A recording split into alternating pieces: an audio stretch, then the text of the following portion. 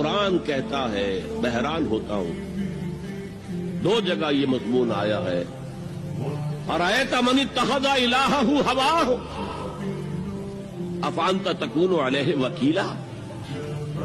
اے نبی، تم نے دیکھا اس شخص کو، اس کے حال پر غور کیا جس نے اپنی خواہش نفس کو اپنا الہ بنا دیا ہے۔ اللہ اکبر، الہ لا الہ الا اللہ، کلمہ توحید کا مرکزی لفظ یہاں آ رہا ہے، من اتخذ الہہ ہواہ، جس نے اپنی خواہش نفس کو اپنا معبود بنا لیا، الہ بنا لیا۔ افانت تکون علیہ وکیلا، کیا آپ ایسے شخص کی کوئی ذمہ داری لے سکتے ہیں؟